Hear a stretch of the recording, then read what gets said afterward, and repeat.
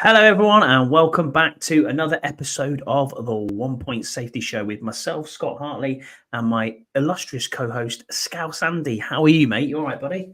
Yeah, I'm good, man. I'm good. Some interesting news, I think, going on this week. So I thought we'd come back from our 1 week hiatus that we've just had, So did you not think it just felt a bit weird just having a week off?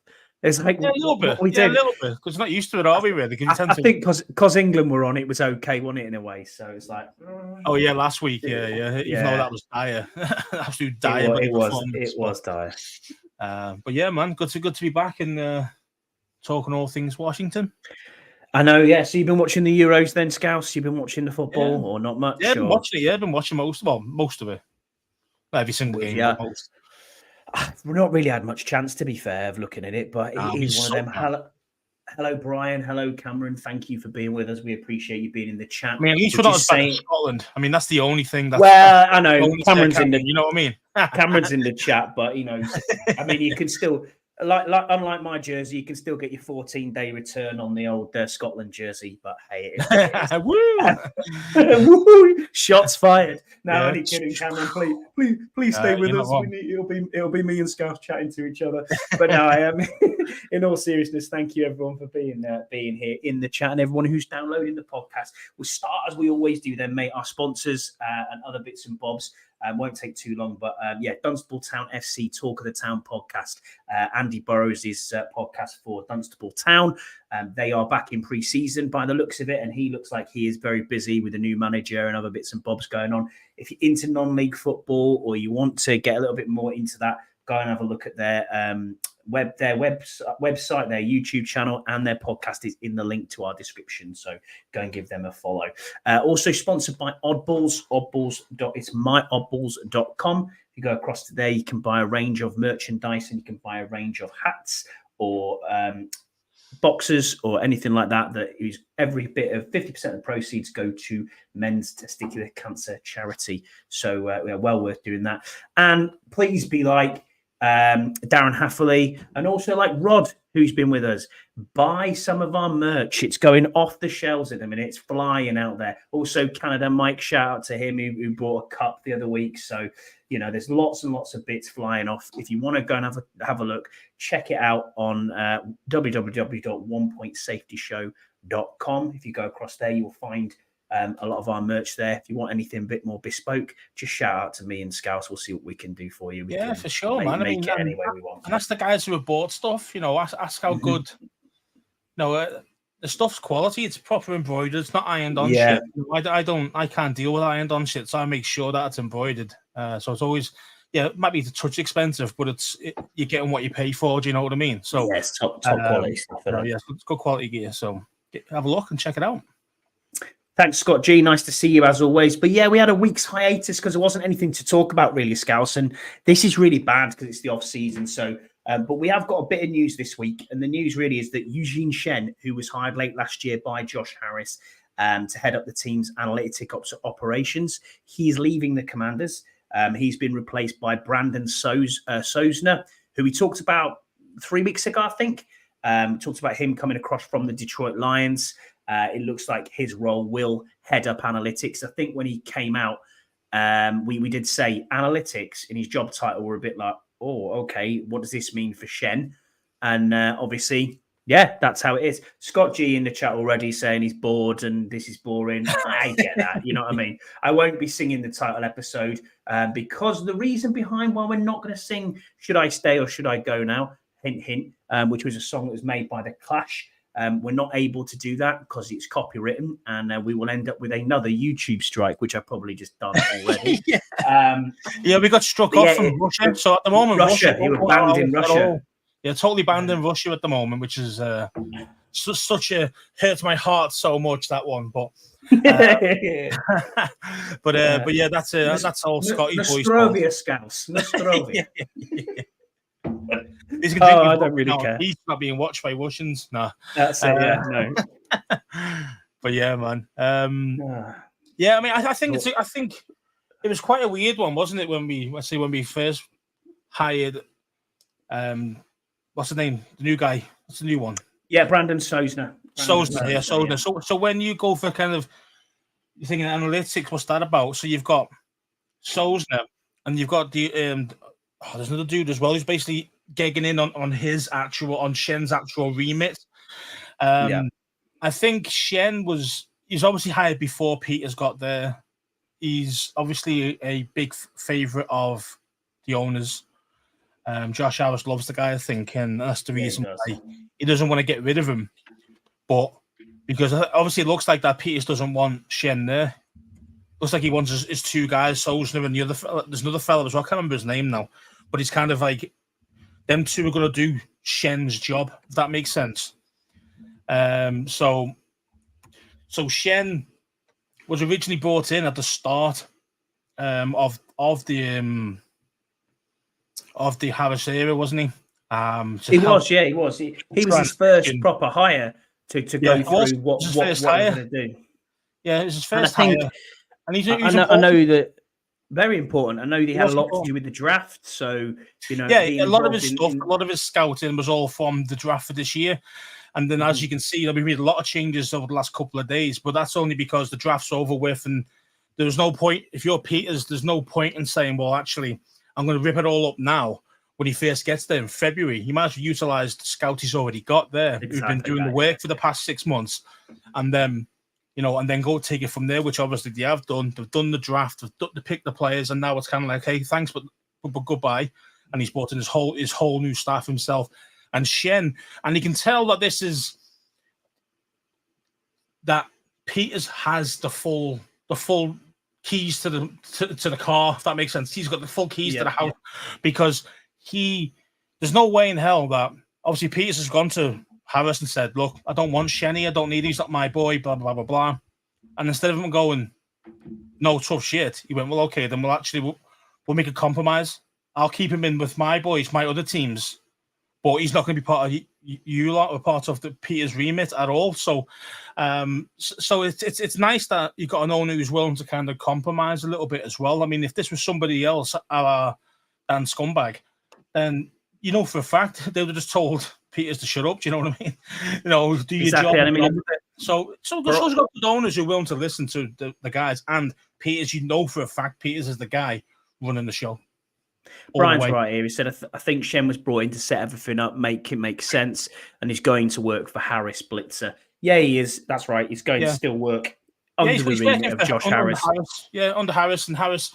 And the Blitzer group, like you mentioned. And which is well. Looking after like the other teams, the other sports teams, isn't it? Like a New Jersey Devil and stuff like that. That's what he's going to be looking after. Yeah. So, I mean, analytics, different sports, but I say a lot of it's transferable. So he'll be fine over there.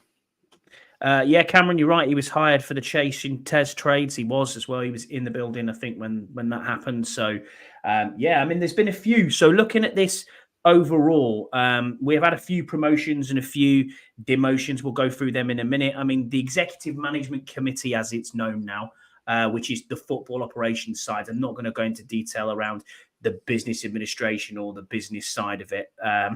We won't talk about that. Yes, Scott Comrade. I'm not a spy. No, that's very, very not. That's not at all. You speak Russian, Scott. I reckon you do. No, not at all. I do have friends who do that, but that's different. Also have friends who speak other languages as well, but there you go. Yeah. Adam Peters is obviously general manager. Lance Newmark is assistant general manager. Brandon Sosner is now senior vice president of football operations. Do you know he's only 31? Do you know that? 31, yeah. He's just turned 31 as well. So he's not even, yeah. I mean, this guy's meant to be like the new... He was 28 when he was in... He was 28 when he was starting with Detroit, which is just crazy, isn't it? Absolutely. Meant to be like the new... Like, as we would call it in, like, if you ever for the English people who do play Football Manager or Championship Manager, the Wonder Kids. Yeah. And basically, he is a Wonder Kid. So it's going to be interesting because obviously this guy is going to be with us for a while, 3, 4, 5 years probably. After that, he'll probably be going for his own GM role. Yeah, and he's definitely. going to be against us then. So it's not going to be good when you're taking the Wonder Kid, training him up to be amazing, and then you've got to sell him on or leave and go to somebody else. It's a nightmare, But and then we've got Martin Mayhew, who is Senior Vice President stroke advisor to the GM. And Doug Williams is Senior Advisor to the General Manager. So looking at this, the Washington Commanders announced today that they have made the following hires and promotions within the football personnel and the scouting team. So this was on Tuesday. Doug Williams, now Senior Advisor to the General Manager. Chris White is the Director of Pro Scouting. Sarah Sabor is the Assistant to the General Manager. I think that's the lady who came in. I can't remember where she came from, but she came from professional sport as well. Dwayne Jones is the National Scout. Jack Qualagero is the Pro Scout. Dustin Regan is a College Scout. And I'm not going into scouting assistants. It's just too much. So we'll not go down there. But what I see is there's a ridiculous amount of staff here. Like there's assistants to an assistant to an assistant to an assistant guy. That's me, mate. The assistant to the assistant to GM. Yeah. Yeah, bag carrier. Yeah, water boy. You want to call him exactly. Yeah, well, that's it. Yeah. So then we also got hydration assistant. They probably call him hydration expert. Yeah, that's it. Yeah. Just insane, man. How many assistants there is, man? Really is. And then we've got other hires and promotions. We've got Rob Rogers is now Vice President of Football Administration. So that's quite an interesting one. So he's gone from being the Senior Vice President of Football Ops and taken a step back to be Vice President of Football Administration, which is a bit of a okay.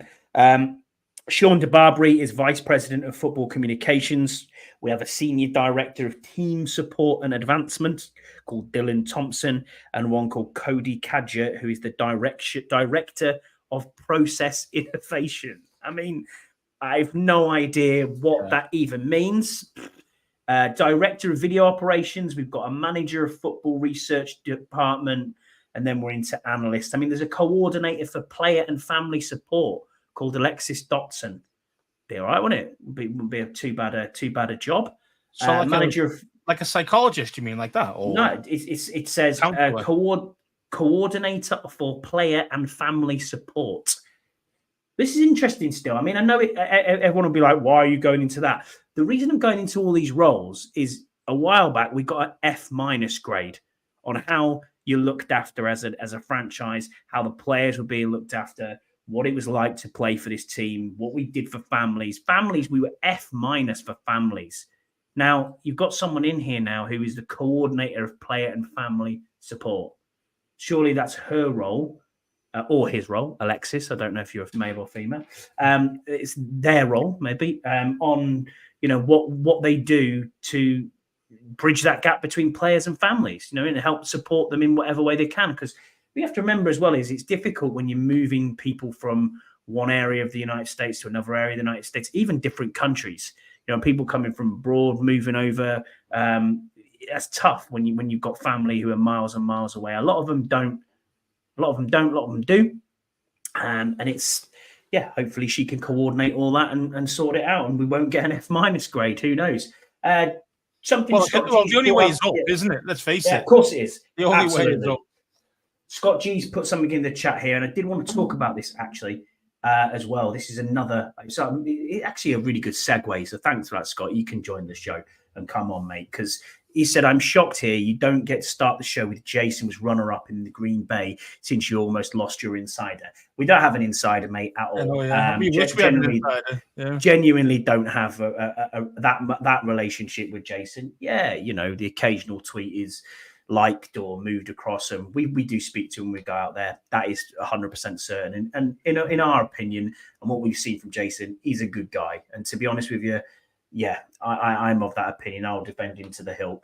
I'm a fan. Yeah, I'm a fan too. I'm a fan too of what he's doing off the field. And funnily enough, we haven't heard anything since this regime came in. It's all been praise. So you've got to judge him on what he does as from a business point of view. Suites are being sold, tickets are being sold. That's his job. Grow the Gone business. up by 30%. Turnover was over 30% more last year. So again, he's from that side of things. He's nailing it. So but yeah, it was really interesting that he didn't get the job.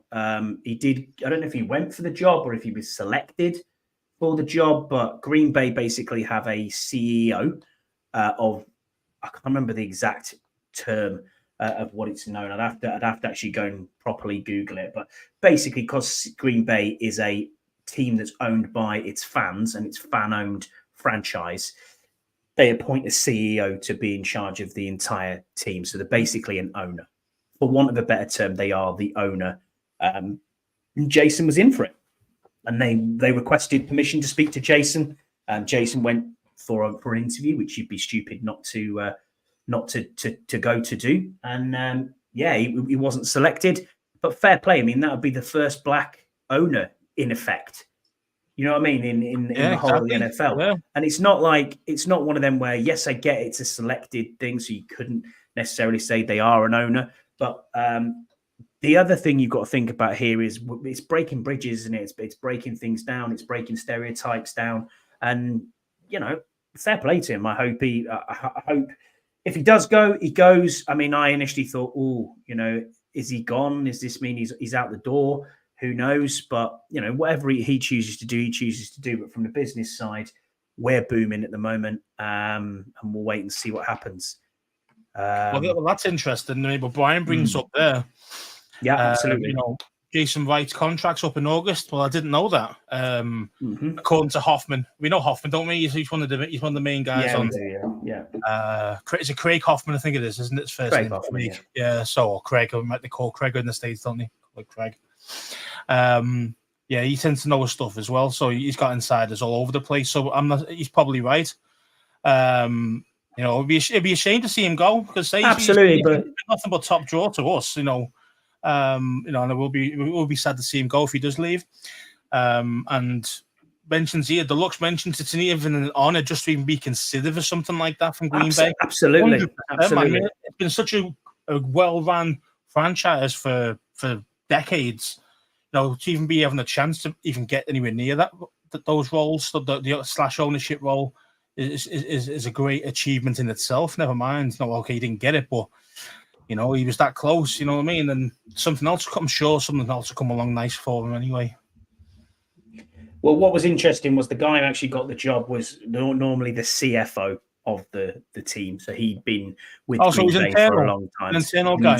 Internal guy, yeah. Oh, not the only external candidate was Jason. So, oh wow, okay. Well, even then, I mean, even that's amazing as well, because shows that Green Bay weren't looking outside at all, really, for the next hire. So to even get even close and so even get an interview for it is a great thing anyway. So so well done for that. Absolutely. And hopefully we'll see what happens. I hope he stays. I hope we see him in September. I really do. But it'll be interesting to see what happens there. But we'll see.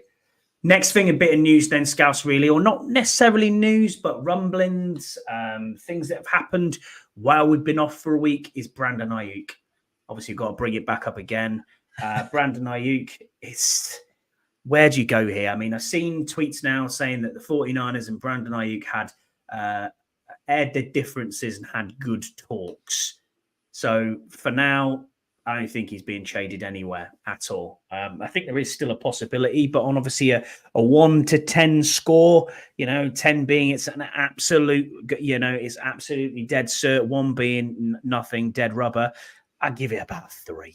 There is probably some interest there from us, but yeah, I think it's not. I think there's interest. Why wouldn't it be? I'm sure James knocking on Peters' door saying, "Hey, get my boy here."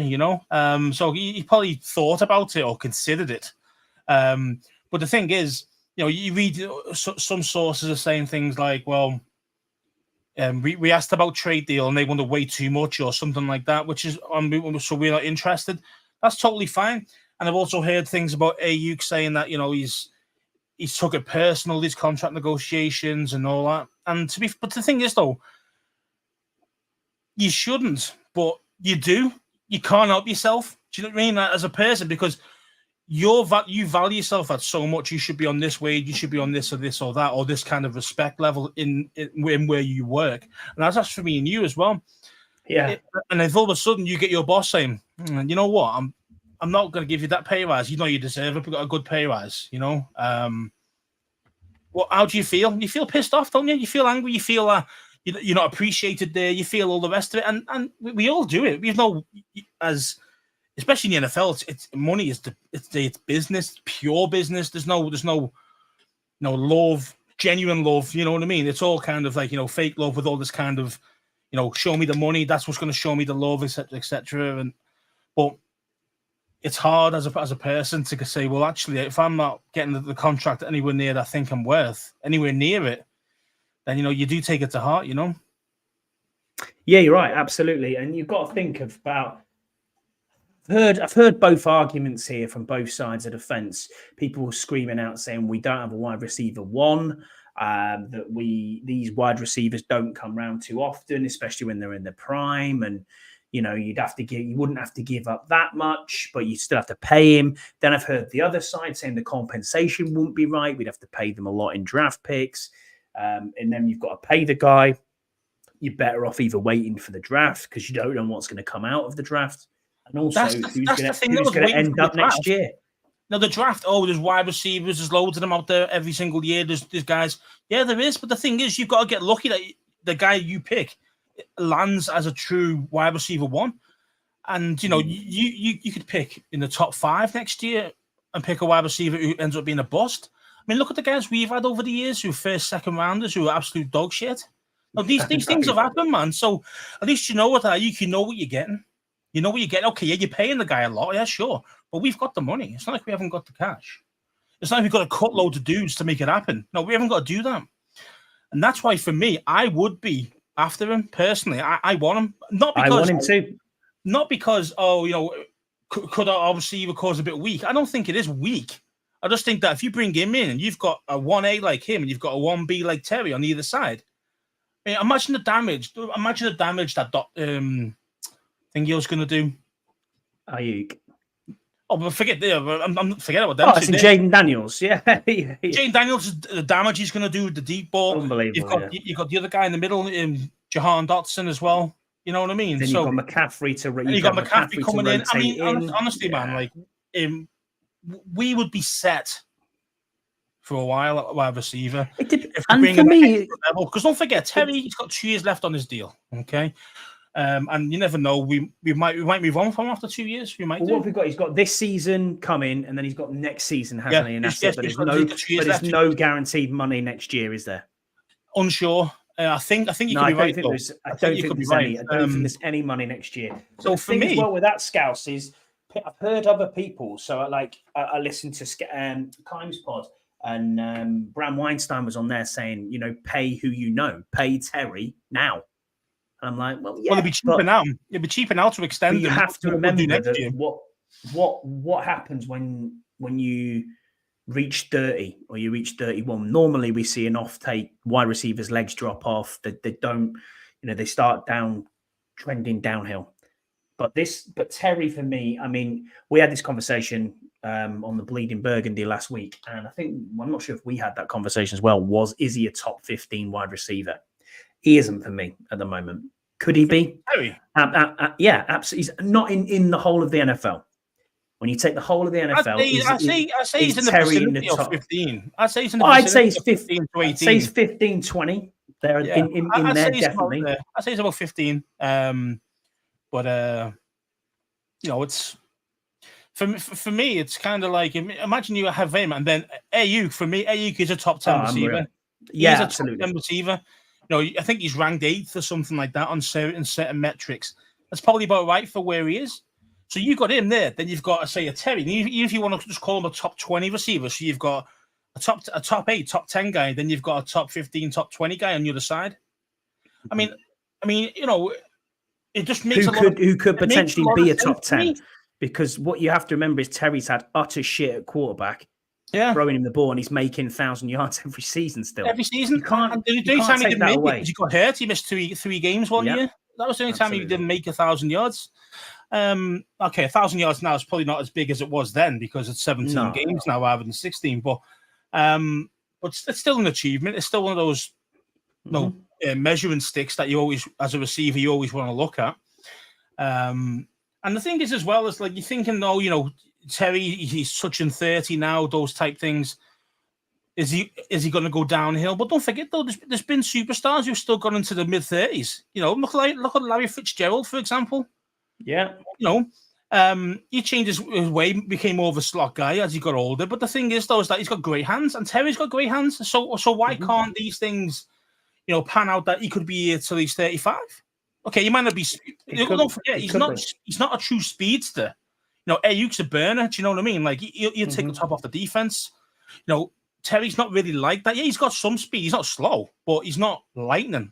You know what I mean? So for him, his game's probably fine as he gets older. Do you know what I mean? I don't think he'll have a massive drop off in kind of play style, if that makes sense. I agree with you. I think the problem I've got is for him to become a bona fide top 10 wide receiver in this league, it's going to have to do something drastic. And Jaden's going to have an enormous season. He's going to have a really high share of the ball, you know what I mean, of what's coming to him. Because we have to remember there's only so many mouths to feed.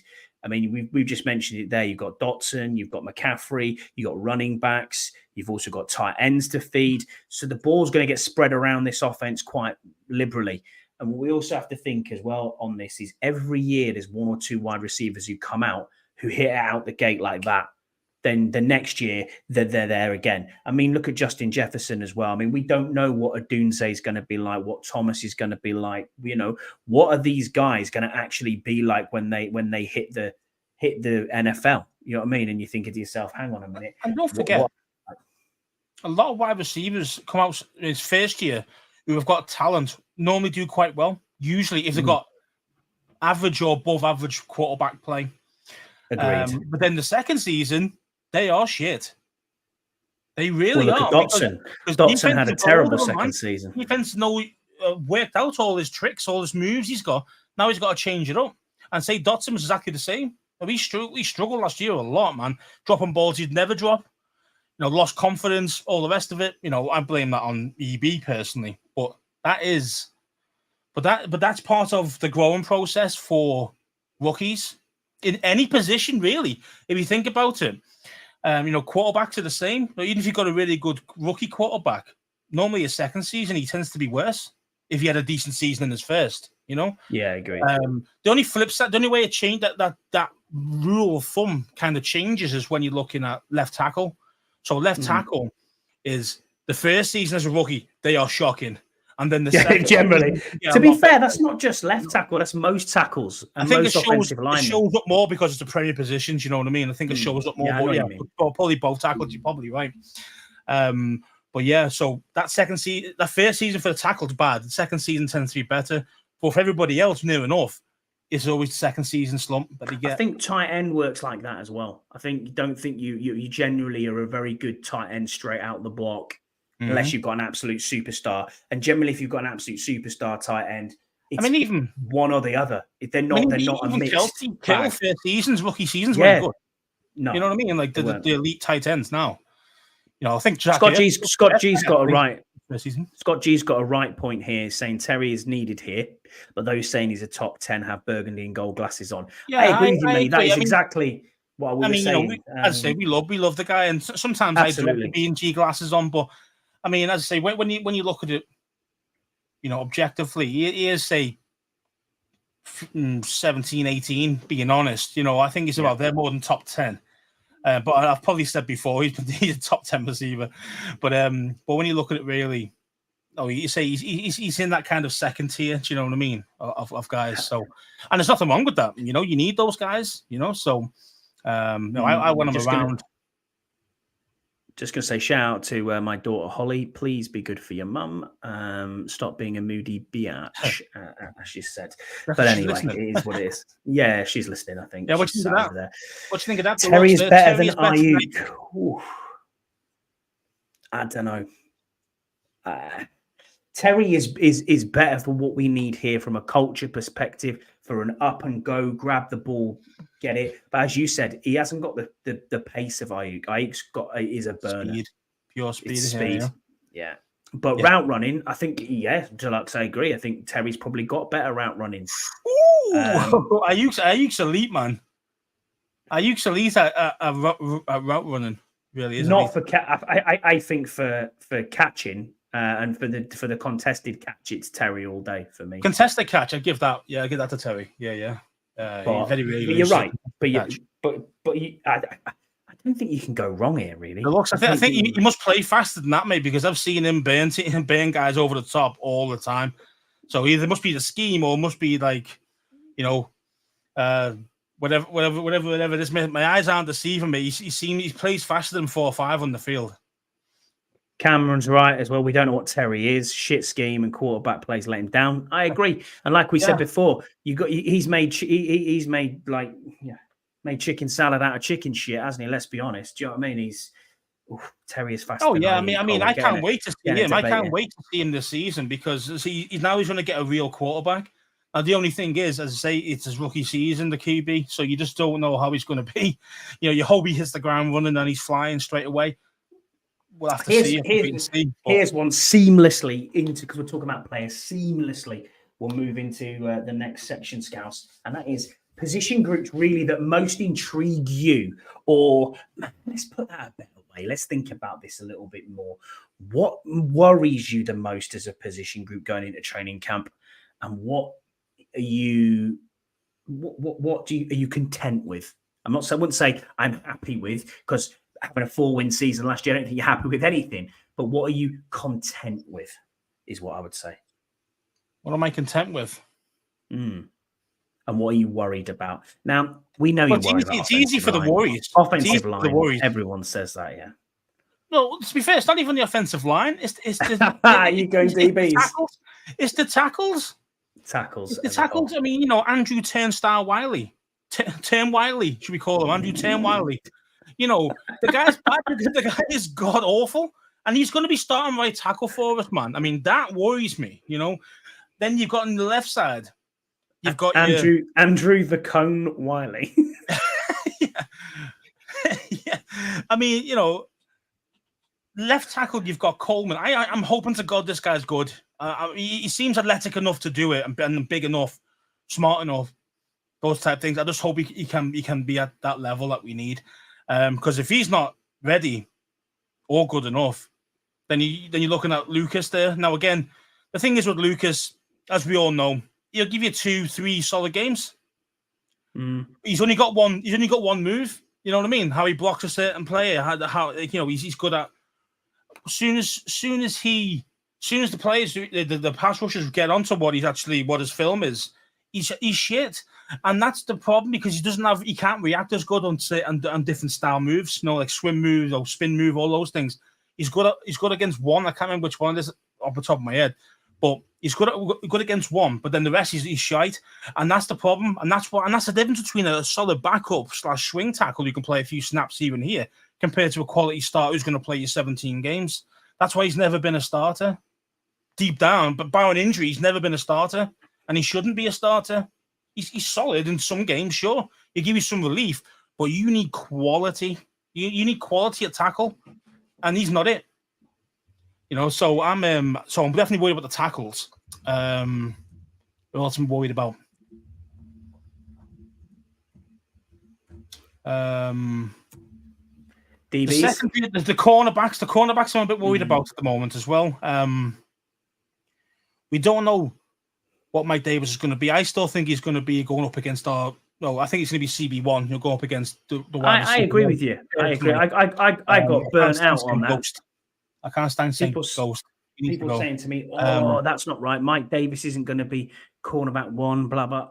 Who else have we got on this roster? At the moment, he's our best corner. But he had a good season last year. People forget that, the Charge. He had a good season. So, don't count him out. And then you've got, who's the other guy? Forbes, again. I'm hoping that the coaching and the confidence and the scheme fits him a lot better. I think you could see a big improvement in him. But again, it's not that hard to be more improvement than what he was from last season because he was pretty poor, being honest. Got beasted off the ball many times, and you got to understand that from his size. I mean, if you've got a big, strong receiver, an AJ Brown style type guy, where's Forbes? Yeah, get him on him. Get Brown on him. That's exactly what you're going to do, and that's exactly what Philadelphia did and destroyed him. So it's not rocket science. Sometimes being speedy, being wiry, being slim, and all the rest of it, and having good hands are good for certain games. But against other teams, it's just not good enough because you get those receivers, man. The receivers are getting bigger, they're getting faster, just like everybody else in the NFL. They're all getting bigger and faster, no matter what position you look at. So thin cornerbacks are a bit like kind of, do I really want this guy to be my starting cornerback? Probably not, And again, who have you got after that? St. Ghost. Yeah, so again, St. Ghost got all the size, got all the length you want, got everything like that, but gets burnt so often it's unreal. So I don't understand. There must be a mental thing with St. Ghost. So again, I'm worried about that. What else am I worried about?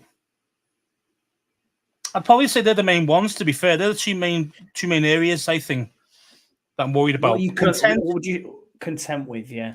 Content with, I think linebacker. I think, even though we've not seen the guys play yet, but just when you've seen the guys we've brought in, Jamin Davis is not your number one guy anymore. He's number 3.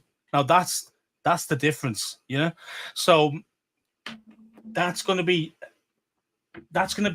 And I know it's been ranked kind of like number 1 and all this in the NFL, blah blah blah. Now, obviously, we don't know the chemistry. We don't know how good they're going to produce when they're playing in the field together.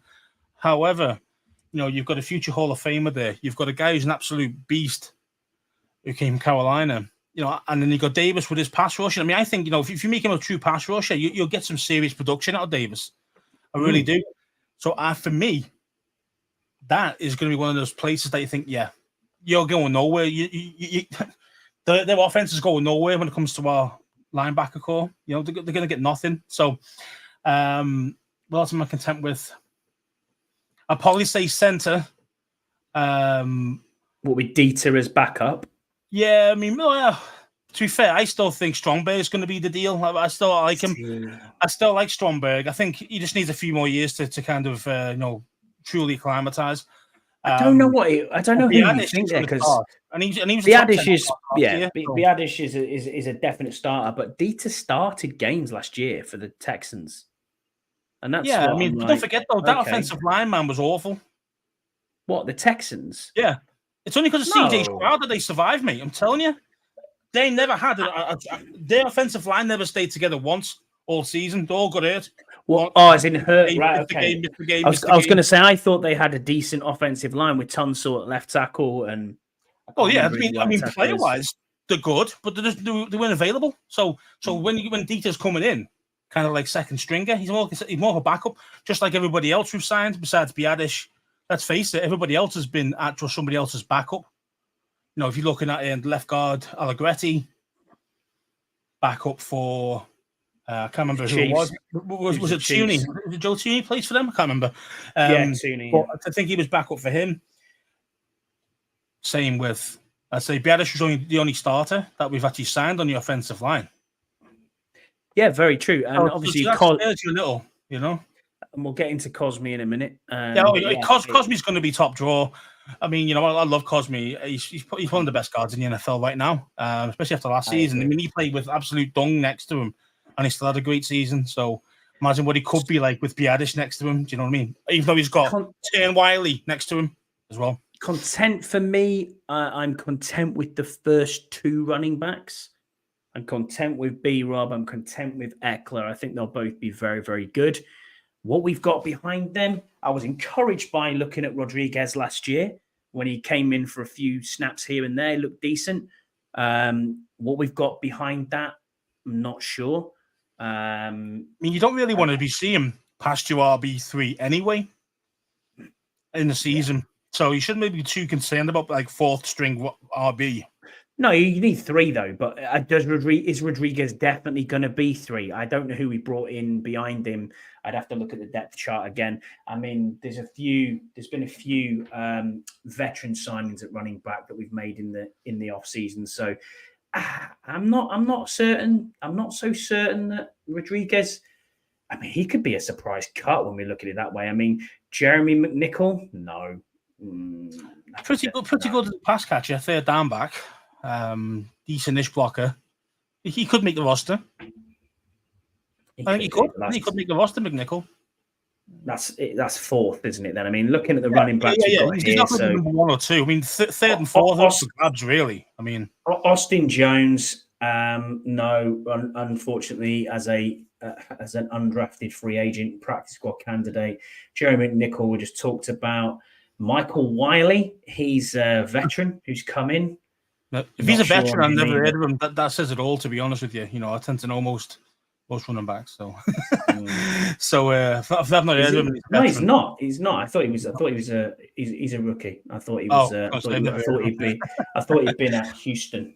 So that's my fault. But no, I'm probably getting confused there as to who we've got coming in. But yeah, edge rushers as well. I'm concerned about edge rushers, which Brian's put on here. I mean, yeah, you're probably right. The edge rush. I mean, the thing is, for me, when I'm looking at the edge rushers, yeah, you could easily put that down. You know, you lost 2 first rounders last year. You know, via trades. Fair enough. Backup guys, okay, did an okay job, but didn't really get too much pressure on the quarterback. So you think, okay, you're definitely concerned. But then, what I'm thinking. When I'm looking at this, I'm looking at the DTs at the front. That's what I'm looking at. I'm looking at the kind of the pass rush you're going to get from the interior. And also with Davis coming in, as I think he's going to be more of a rusher than you think. I think that's going to be his main primary goal, is to be a rusher. So, and with his speed, and we've seen that he can get there. You can get to that quarterback. You know, he's done a few nice linebacker blitzes and got to the quarterback.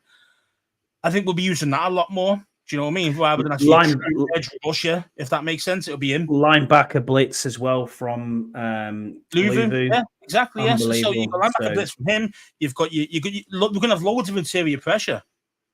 You know, especially when you add Johnny Newton into the mix as well. Johnny Newton, yeah, and he can play on the kind of edge. I mean, he's not really a true edge, but he can play on the edge and he can rush the passer as well.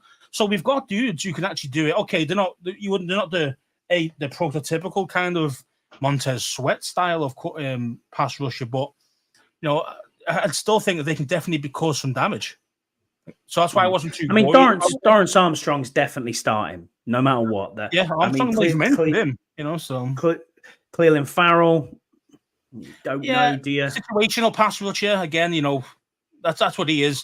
I think there's enough in the team to get enough out of it. Yeah, you know, it isn't the Casey Two-Hills anymore. It isn't the, you know what I mean. There is an upgrade there in our second tier guys, if that makes sense. Dante Fowler still started for the Cowboys last year.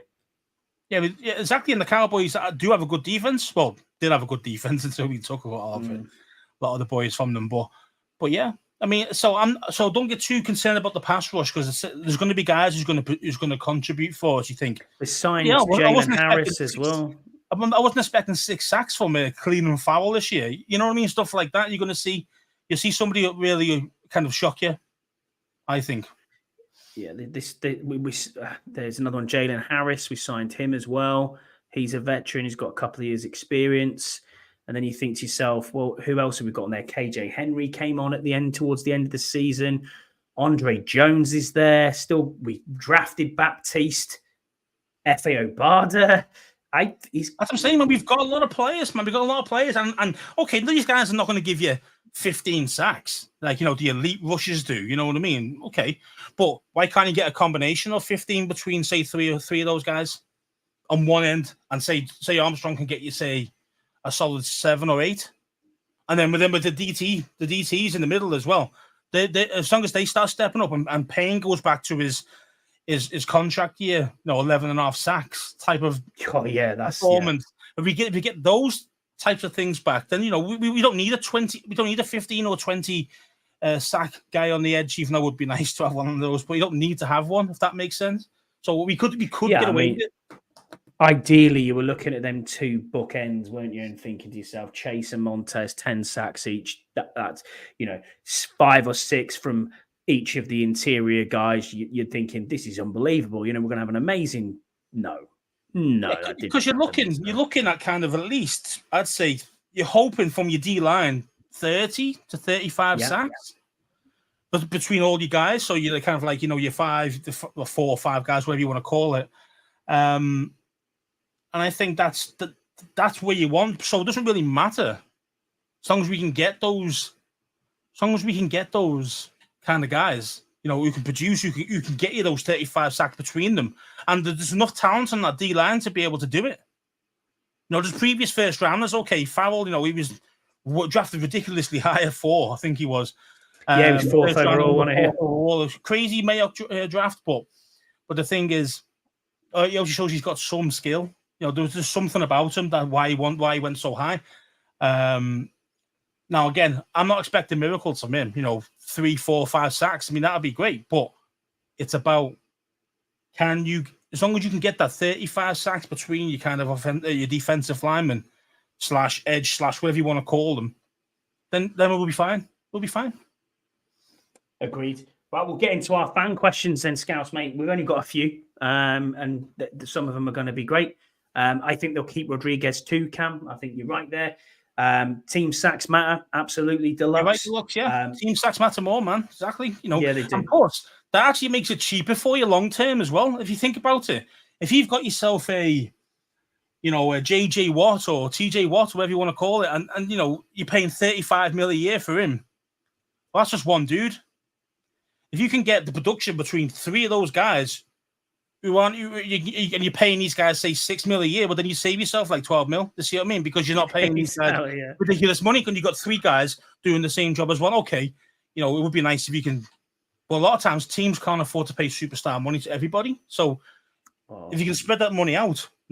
Thanks, Justin. Thanks, Justin Jefferson. That's all I'm saying. Yeah, B-rated players are B-rated wages rather than A-plus rated wages. And you can do it between the 3. As Ian mentioned here, Moneyball type talk. Yeah, it is. That's what, end of the day, that's what you've got to do, man. You can't pay everybody $30 million a year and hope, because it just doesn't work that way. You don't become successful. I mean, we've had it so many times where we splashed out in the old Snyder era. And, and these guys have been big time busts. Haynesworth. I mean, even Deion Sanders was shocking for us. I thought he was awful for us. But again, he's on his way out of his career. But again, big money signings. Didn't produce. Josh Norman, another one. These guys didn't produce for us. So for me, if you can do it the Moneyball way to a certain extent, but then I think we'll be fine. Yeah, I agree. I agree with you. I understand the way you're coming from there. Into our fan questions. And so our first one is from Canada Mike. He said, do you think that by the time the season ends, we'll all be worshipping Big Sam Cosmi like a god for his Pro Bowl season? Well, I'm in his jersey. I agree with you. Love Sam Cosmi. I think he is, as you said, I think he's elite. He's elite. He's our best lineman by a mile. What a move that was, though. Sometimes coming out as a right tackle and it not necessarily working and then going, right, we'll push you inside. Same situation with Sheriff, wasn't it, really, when you think of it that way? But the way that's moved on, I mean, I think statistically he was the 3rd best right guard in the entire league last year. Yeah, and I think Lindstrom was up there. I think he was ranked top 5. I think he was 3rd. Everyone's fit and healthy right now. Yeah. You think he's the 5th best guard in the league. So, I mean, yeah, if you get anything like that type of play, top 5 play, happy days. I'd pay the guy now because if he has another good season, he's going to be wanting some serious Wonga. Ooh.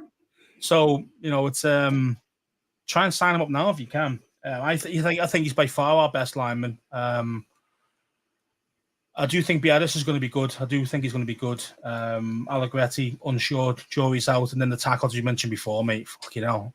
I just hope Jaden runs at the right time, doesn't get himself smoked. None of these PlayStation fucking stick hits. You know what I mean? None of that type shit. What you mean, yeah.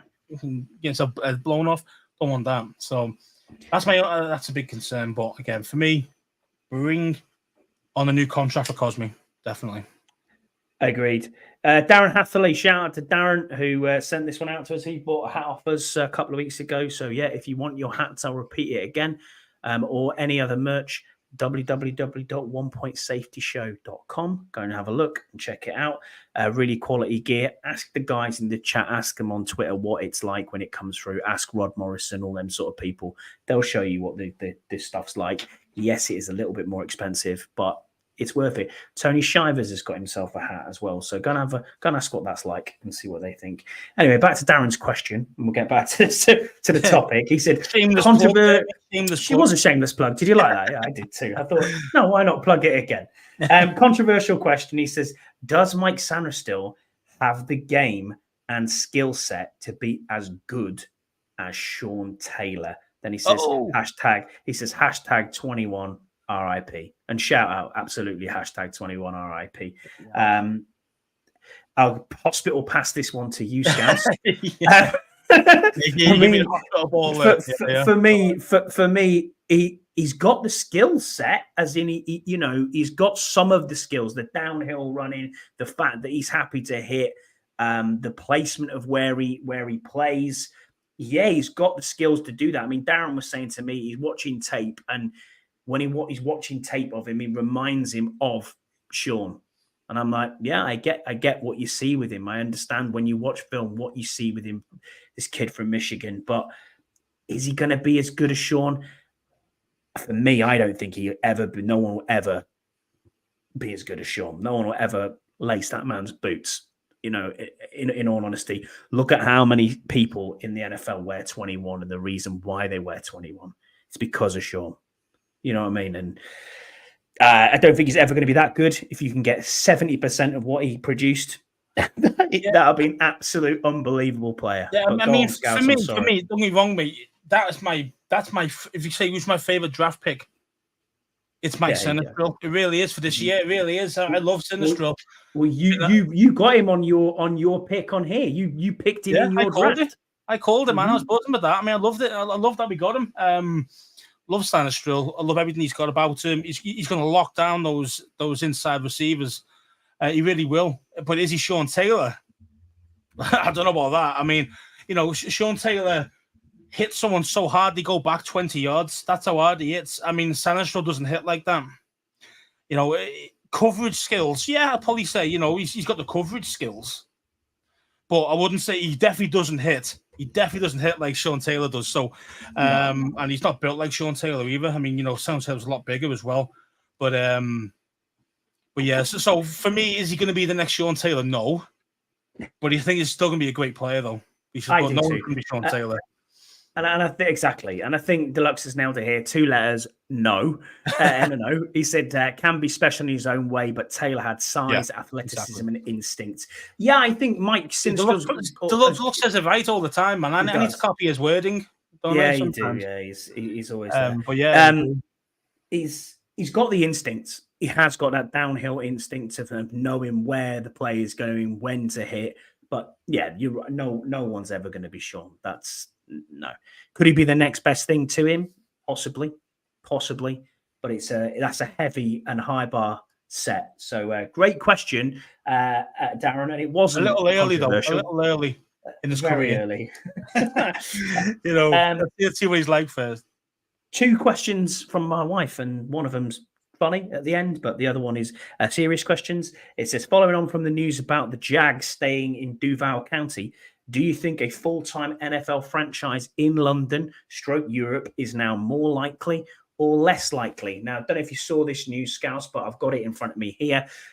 Basically, a 1.4 billion even deal was reached between Jacksonville City Council and the Jacksonville Jaguars to repurpose their current home stadium.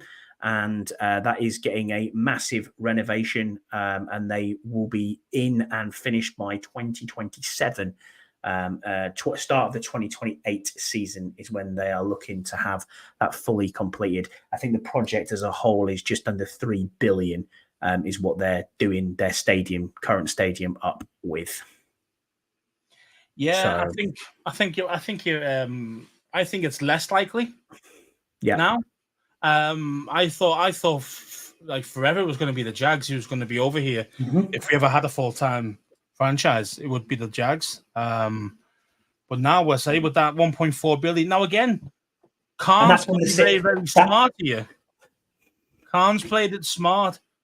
The owner, he's gone in there and went, well, I could always move to London. It's not a big problem for me.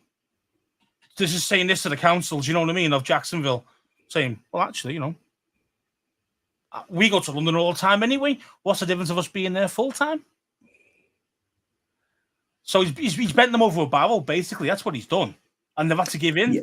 So now they've got nearly 50% of the money via public funds, which really shouldn't be right, I don't think public funds should be paid for private enterprises like that. I understand it brings jobs. I understand the greater thing. I understand why public funds get involved a lot of these things.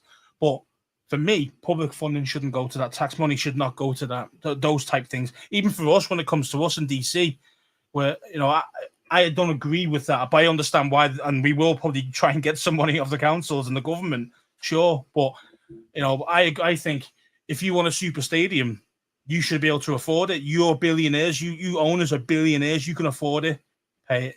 So I'm reading the press release here on NFL.com, and it's saying that the Jaguars don't anticipate much pushback from the league, even though it's a 50-50 financial split, and it's higher than most NFL owners contribute towards a new or renovated stadium. Stadium proposal calls for each side to contribute $625 million. To the 1.25 billion project, which is a bit of a weird one there. And there's 150 million in deferred maintenance as well to go to the Everbank Stadium. Construction will be ready and finished for 2026. It said it'd be going to begin in the 2025 season. They play in front of a reduced capacity with no upper deck. Then in 2026, they're going to host games in Gainesville or Orlando for the following year. The proposal includes a 30-year lease and a non-relocation agreement, and the provision that which limits the number of games the Jags can play outside of Jacksonville. Under the new lease, the Jaguars would be able to play all preseason and postseason home games in Jacksonville and would continue to play one home game per year in London at Wembley stadiums. But both sides expect a revamped stadium to lead to more high-profile events. So, yeah. I think you're right. I think it makes it less likely for a full-time NFL franchise to come to London. I thought it was always going to be the Jags. That's not now happening with a 30-year lease. And every game's got to be there except one in London. What that means for the NFL games overseas, I mean, the market is out there, but logistically, I think it was always going to be very difficult to have a full-time NFL franchise. I think we heard the commissioner earlier just before the Super Bowl. I think he was talking about having a European league, but we've been here before. We've done that before with NFL Europe, and it didn't work, and it went financially bust. So yeah, but don't forget though that the NFL Europe thing that was a totally different side spin, side piece, if you want to call it. It's completely different. I mean, if for example we created an expansion European league, as in a division, a division of 4 teams in Europe play each other, and then the winner that can be in the playoffs but playing in the NFL, not the standard European leagues, then that'd make a big difference. Do you know what I mean? Because you are still part of the NFL, and teams will have to travel to you, and you've got to travel to them. Do you know what I mean? So I think that would be better than a one-off kind of team, if that makes sense, because it's not fair on that one team. Where if you've got a standard European 4-teamer, so you've got a London team, you've got a Frankfurt team, for example, in Germany, your Spanish one, whatever. I mean, don't forget, I know this sounds ridiculous, but the thing is, distance-wise, it's closer than the States is. Oh, absolutely, yeah. So if you're traveling from London to Spain, it's like an hour and a half, depending where about you're going. You know what I mean? So, a flight from Manchester to Madrid, and when this is not London, so to London is a 40-minute flight from Manchester to London. If you did it that way, or it's a 6-hour car ride or whatever it is, 4.5 hour car ride. If you're in an electric car like me, it's 6 hours. But in all seriousness, when you think about it that way, you're right, mate. A flight to Madrid from London is 1 hour and 10 minutes. Yeah, Paris exactly. Same London to Berlin Holland as well, Holland, or 40 minutes.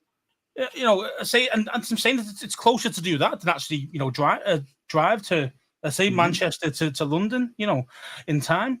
So, well, me to use 2 hours in a car. Yeah, exactly. And you can get from London to Berlin quicker. It's just absolutely mental, isn't it? Yeah, and I know it sounds like it's all different countries, but actually, logistically and geographically, really, say all of them are a lot closer together than, say, the States are. Seattle to play Washington, for example. West Coast to East Coast, ridiculous, but like that, and the miles wise, it's further than what us is to Germany is, or to Spain, or to what I mean. So, the only time it's painful is when it's transatlantic. That's the only problem. When we do got to go across the pond to play teams, the European teams will feel the pain there, but. But the thing is, though, what you could do if you had a group of 4, if you had like a mini division or a division of 4 teams, you could play each other all, in the first 8 weeks, and then as a team, you could set up somewhere in the States and spend the next 8 weeks living in the States, or 12 weeks, whatever it is, and then play all your away games. You could do it that way. Well, when you think about it, you've got IMG, haven't you? Already set up there, ready to go. What's that game? So you've got IMG Academy in Florida already set up, ready to go. So NFL UK, NFL Europe, NFL bloody player pathway, all that shit. They use that as a base, don't they? When they're doing drafts, when they're doing, Atlanta's a good place as well. Atlanta's like a big, southern hub. Yeah. It goes direct to all these places that would ever play games in. So, I mean, these things can be done. Is it a pain in the arse? Sure, especially for the players. Yeah, it's more of a pain in the arse for the players than anybody else, really. More than us, more than fans, even. It's worse for players. I think you might see it be a bit different as well, because obviously it depends as well on where you are against the taxation rules as well. That's another thing. I mean, I know it'd be very interesting to see what happens there, because people want to move because of tax as well. You know what I mean? Because state tax is a killer in some areas, and then some areas don't have state tax at all. And then what taxes are you paying if you come abroad? I don't know. That'd be something logistically that the NFL would have to work out. Being an NFL team, they'll probably be registered in the States, won't they? But you just, I don't understand what you. It's like Amazon, isn't it? Well, I don't understand what Scott means there. As in, you want special rules to make it feasible. Make what feasible? It's your game, mate. I'm just watching it. Always has been your game. You know what I mean? Then this is the other thing. This is why I don't think a franchise full-time in London would work initially. Do I think it would happen? Probably. But I don't think we're there yet. I don't think it works with one team. I don't think it works with one team. I think it works a lot better with a European division, and then but it's still in the NFL, who can make the NFL playoffs. You know what I mean? Those type things. Make it like that. And as I say, I mean, you don't have to make it a special. You don't have to make it a special rule. You can make it a wild card. It doesn't have to be a divisional winner. The divisional winner might go into a wild card spot. Yeah, and don't forget, look at this as well, Scott. Here, maybe 2 to 3 weeks at a time. But don't forget, though, what we're saying here, Scott, is like, London plays a home one day against a German team, and then they still have to travel away to play them again. Do you know what I mean? You're still getting that kind of home and away thing, It's just not, you're just not going to America to play the game. So you can still get your 4 home games, your 8 home, 8 away, or whatever it is. But you're going to get those, and you can split those up. You don't have to do them all in a box row. You know what I mean? Like, it's only when they have to go abroad, they have to go to the States. Do you know what I mean? Because I think I suppose in some ways, to keep doing this all the time would be too much. In some ways, if you're going to use the international games as we've got at the moment, you could use them international games to play the international division teams. That makes sense. So Jags will come across. Who have we got this year? We've got Jags twice. We've got New England. We're playing New England, and I think they're playing the Bears. Who else have we got? The Jets, or is it the Jets and the Bears? Can't remember who the other one is at Spurs. But we've got Minnesota as well are there. So they're the teams that we've got this year that are playing over in the UK. So why wouldn't they play the games against these divisional teams? Because it's already scheduled. Just putting it out there. But I do understand it from both perspectives, because look at where we are at the minute. You're a massive Liverpool fan, right? Liverpool Football Club get, 60-odd thousand every single game? Manchester United, 80-odd thousand every single game. You know, Spurs the same, 50-odd thousand. Newcastle United, 50-odd thousand. Because we're a soccer country. We're a football in our term country. That's what we do. Then you've got another game like rugby, where that's well followed as well. Rugby league is well followed in the north of the country. You know, St Helens, Warrington, all them sort of teams are massive in this way of working. I mean, the EPL, English Premier League, is followed by people abroad as well. But like we've said here, we're sitting on a Washington podcast talking about the Commanders. My wife's a Jags fan. We're not changing our colours for some franchise that's going to sit in Madrid or London or Frankfurt or wherever it is. We're not going to do that. And if you come across to the UK, you will see every single jersey at that game, at the London games, because we want to proudly show our colours and say, hey, it might not be our team that's playing, but we're out here repping the B&G. We're supporting who we support. And it's the same for every other fan base. There are massive fan bases in the UK now, but we're not big enough, I think, to follow a team religiously in a stadium like Wembley, say, 80,000 week in, week out. It's just not going to happen. And that's something that we've probably got to think about. And that's why Jacksonville made sense, because they don't get the highest attendances in the NFL. They're not really well supported with other teams around them who've had better success, like Tampa Bay, like, you know, Miami are there as well. Then you haven't even considered college football, where you've got the Gators there. You've also got Florida State as well, who are there. So there's a lot going on there. Of course there is. Well, you've been there, you've worked there. Do you know what I mean? So and worked for the Gators, so you get it more than anybody. 90,000 every week, mate. It is madness, isn't it? It is absolute madness. But we're not set up for that right now in the UK. Although they're making strides to do that with an academy and everything else, which is all fantastic to see, we're not set up as a country or as a nation to say, right, you know, we are going to watch religiously NFL football. I mean, you've got to see this from the medium to long term, really. I mean, what you got to do is, if you're going to do a franchise, do it soon while you got to strike while the iron's hot.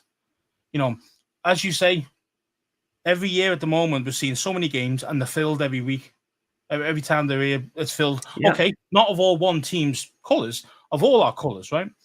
But what you should do is tap into that while you've got a new franchise, because a new franchise, people will still go and watch it. Because what happens? Because they can. I would. And to be fair, you might even get us playing against them, against the new franchise. So 100% you're going to be there. So then, over years, the youngsters growing up, they can have a true franchise of their own. Got you. To see what I mean? So in 15 years' time, you'll have the whole UK to be a London, whoever, Monarchs, fan. And that's what you'll be. Well, look at the Jags fan base. The Jags fan base in the UK started really small, and now it's very, very big. You know what I mean? And I get that. So I do understand where you're coming from with that, actually. But it'd be very difficult to do long term, 10, 15 years. Absolutely. Yeah. But the thing is, though, you've got to do it now, so then the youngsters can actually become truly embedded in that team. That makes sense.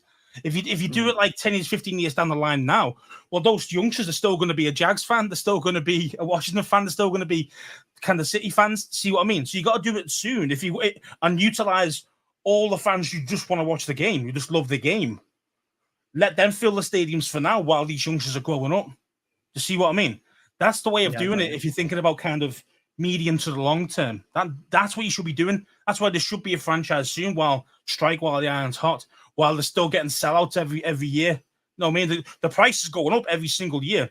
Oh, mate, you've seen the ticket prices this year. Yeah, ridiculous. Yeah. The thing is, though, are we still paying them? Are we still? Yeah, we still are. Yes. Because we love the game. Am I still sitting in our WhatsApp chat going, has anyone got a spare ticket? Yeah, Oh. yeah, exactly. Yeah, And you're of course paying for they are. extras. You know, so these things, you know, they are sometimes they're hard to get hold of. I mean, when you first get in there, you know, I say some people have got the season tickets, so they get options straight away. But if you didn't get in at that time, it's quite hard to get tickets, you know, to get singular games on their own. Well, So look at me, you know? The other day when I was sat in the queue. I thought, do you know what? I'm going to get the tickets for my wife. We're going to go in October, which we are going to go in October anyway, but because I've got tickets. But it was a disaster. Oh yeah, you can. It was something to do with the Jags. I don't even follow the Jags, but I was like, priority this, priority that, and I was like, yeah, I'll sign up to this. I'll get 24 hours early. Happy days. Get on the bloody queue. There's 226,000 people in front of me. Like, well, that's it then. Cheers. Yeah, you ain't getting a ticket, bro. You know what I mean? Thanks. So I just thought, and then half of them are going to be robots, as you know, and then.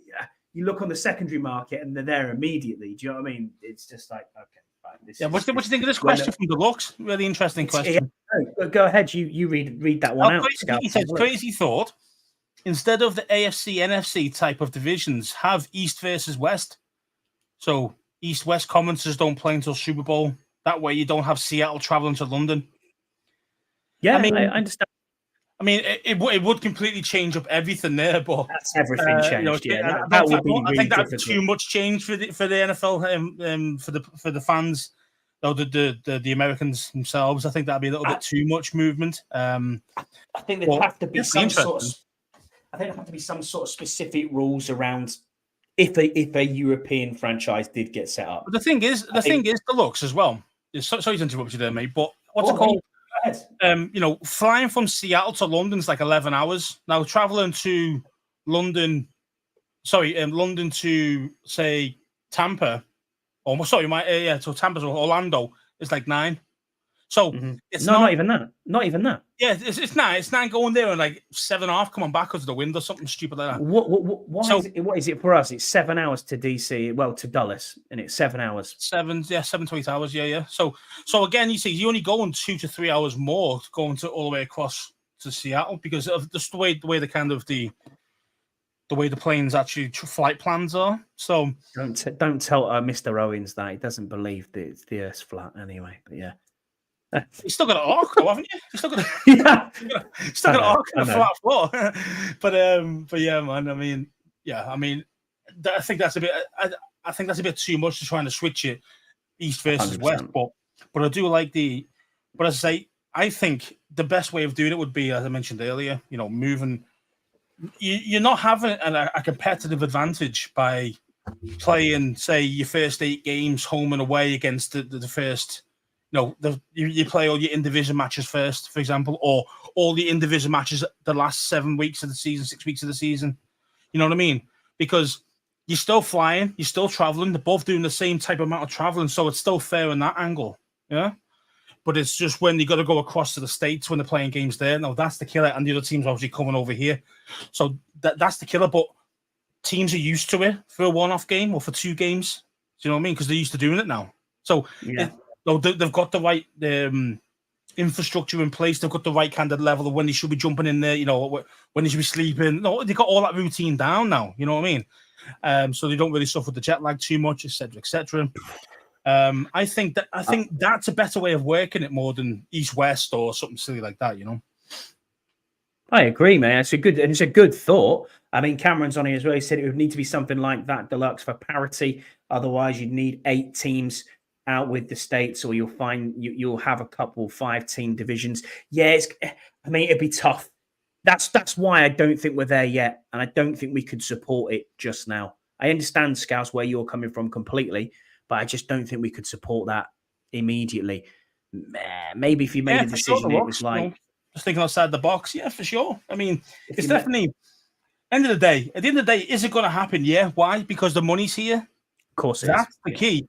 If the money wasn't here, we wouldn't have any games over in London, wouldn't have any games in Germany, wouldn't have anything. It'd just be America's game, still America's game, and that's basically it. But but look the at money's sport. there. So what Look at does sport as a whole, Scouse. Look at sport as a whole at the minute. because of the Saudi. internet, because of the internet has changed everything's made all access to every sport in the world now. Where years ago you couldn't get. I mean, we mentioned it before. When I was growing up, I had to listen to long wave radio to try and get Washington games on, and it was all touchdown. Yeah, no, that's exactly what it was. Now you got like pristine condition. You got like you were feeling like you were actually in the States watching it. It's amazing what technology's done over the years and made everything more accessible. Hence you mentioned before the EPL, the English Premier League. Yeah.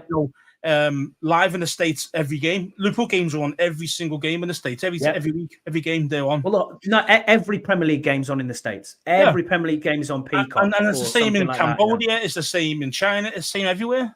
Thailand. They especially Liverpool, and Man United, those big teams, they have massive fan bases over there. That's why they travel there in pre-season to play friendly games because the money is insane. The money's insane for them. Look at what's happening in sport. In sport throughout the whole of the world, Saudi's taken over everything at the minute. I mean, boxing, real money at it. Live golf, whatever it's called as well. They've got that. They've got bloody. Yeah, they have the boxing on all the time. They have the UFC every time. UFC, everything. So crazy. But I think because the money's there. The money's there. It's doable. It's about the money. It's got to have some serious vision behind it, though. But there you go. There's a consulting. But that's good. That's $50 million a year job, isn't it? That is to make the other billionaires more rich. That's his job. Maybe you could get a consultantship out of that, mate. Do you know what I mean? Yeah. Hey, Roger, give us a call. I'll sort you out. Andy Burrows, Chief Media Officer. Yeah. Andy Burrows. That's what he needs. He needs one too. He needs to get that job too. Oh. Last question from Karen. She said, if you could play anywhere in the NFL for a team, so let's just say you're assigned to a roster, doesn't matter what position you're thinking of, we're on a roster, except Washington, where would it be? Where would it be and why?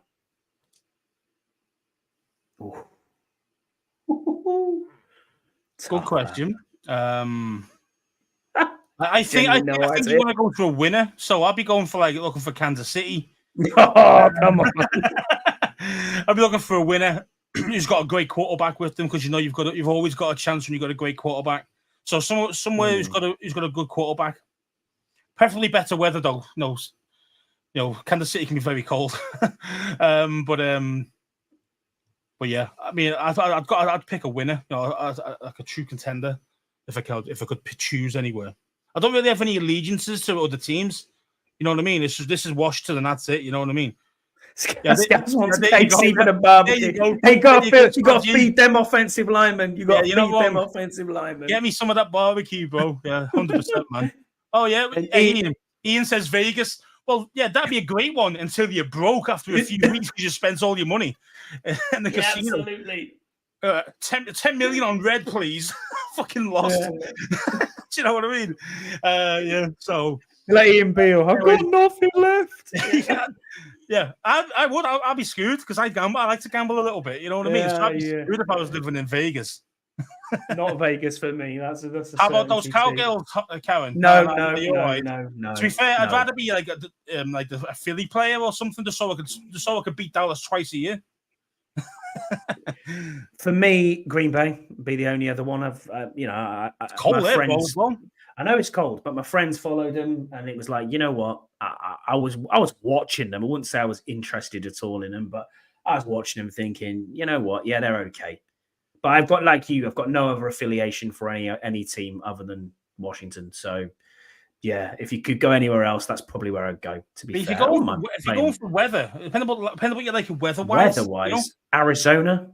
Ooh. Dry as hell, dry heat, desert. Nah, desert. No be dead. Yeah, be dead. Especially with my complex. Got no chance. Yeah. And then you go like Breaking Bad there and Scotty Heach. Yeah. But then you go, okay, then you can go for the kind of hot and humid, Florida. Seattle would be quite nice, I think. North Florida's a lot more comfortable than say, Miami, southern Florida's a nightmare. Weather-wise, best though is probably something like Tennessee. Tennessee's meant to be really nice weather. Houston. Yeah. Those areas, and also Carolina as well, meant to be quite nice weather as well. As in, it's not too nasty winter and it's not too hot either. So if you're going to go for weathers for us English boys, that'd be probably something that'd be quite useful. Pick you don't want to be going. You don't want to be going down to. Going to down Swamp City. You don't want to be down there. You don't want to be down in the bayou, in and around that area. And then I'm thinking San Diego. Yeah, amazing. California. Yeah, why not? Why not? Nice area. No team in San Diego though. So that's true. Well, there might be. There's a place you could set up a camp for an NFL team. That and St. Louis, especially if St. Louis as well. They're begging for their team to come back. I think it was Brian who brought that up. So yeah. Oh, did he? I mean? Yeah. I think he did. He said, "I'm sure St. Louis would." Deluxe do that. Florida tax rates much better. Yeah. Houston, the same. No tax, is it? I think there's no tax, isn't there, in Florida? No tax in Texas. Yeah. So, but Cali not for the taxes. Absolutely, Scott. Yeah, you're right. Yeah. We need the money there, but when you're a backup practice squad punter, no, probably not. Hey, Ian, that's where you're going to be in New England. Can shit to the shit and it's freezing. Yeah, true that. Right, I think that's us, guys. I don't think we've got much else. Hopefully, there'll be a bit more to talk about next week. We'll see. We're going to schedule it as and when we get through these 6 weeks, because obviously it is dead. But we've still managed to go nearly an hour and a half. So I love chopping up with you. I felt really odd last week, as I said to you before at the start of the show, where we just didn't have anything to talk about. It was like, but I was itching to get the pod going because I enjoyed it. It's Thursday, and that's our time to come in. Yeah, choose MN, and I'll come and say hi. Yeah, why not? Shout out to. Is that Minnesota? You're about? MN. No, I don't know where MN is, actually, to be fair. No, hang on. Maryland's MD. MN. Yeah, Minnesota, is he on Minnesota? No, he doesn't live there. He lives in... You definitely don't work for Tech. About Carolina. Yes, Minnesota. Yeah, Minnesota. Yeah, Minnesota. Yeah, cool. Sweet. Yeah, we could go there. I thought you were North Dakota, weren't you? Somewhere mad. I thought you were South Dakota or something like that. Yeah, I don't know. Anyway, who knows? Hey, that's Minnesota. It's all right there. Cold as well, but but not as cold as these other places, man. You don't. Yeah, you're right. The looks. You don't want to work for Tepper, mate. Nightmare. Oh, he said, yeah, they're next door. All right, cool. I see what you mean. When you say next door, it's not really next door. It's not like me going, I'm an hour from Scotland. Scouse is an hour's drive from Wales. That's another country. You go, 8 hours drive. Okay, yeah, fair enough. I mean, that's like me going to Cornwall. You know what I mean? Yeah. It's just, That's like the whole length. That's virtually the whole length of our UK. Yeah, our UK start an 8 hour drive, mate. That's how small our island is. I think if you went, John O'Groats to Land's End is, it's about 12 and a half hours, I think, in a car, averagely. So, it's an easy drive. Yeah, you go, it's an easy drive. It's like you ain't going to see anyone for 4 hours on the road. It's true. What do you call it? The cruise control. The sticks is cruise control on Placer's tune zone. The schools asleep for 8 hours. Like, yeah, boys. Yeah. Listening to nine back-to-back kind podcasts. Man. Easy drive because it's all straight in the States, and there's big, massive, long highways. I mean, trying to drive to John O'Groats would be a fucking nightmare. Baltimore, closest to DC. Why didn't we think of that? Be a Raven. And they were normally a contender as well. Yeah, good shit. Yeah, I should have thought that one. Yeah. We didn't think about that. Didn't think outside the box, did we? But there you go. Shout out to Cam, Brian, Scott G, Deluxe, Ian, and Karen, who've all been in a chat with us today. We really appreciate you being here. Thank you, Scouts, for being with me again. As I said, I missed it last week when we weren't on here. But we appreciate everyone being with us. Always, and we will catch up with you again, hopefully next week, if there's more to talk about. Other than that, we'll let you know through the socials when to be on. Please like, subscribe, and download, and we will catch you all again soon. Anything else from you, Scouse? No. Bye. All right. Bye.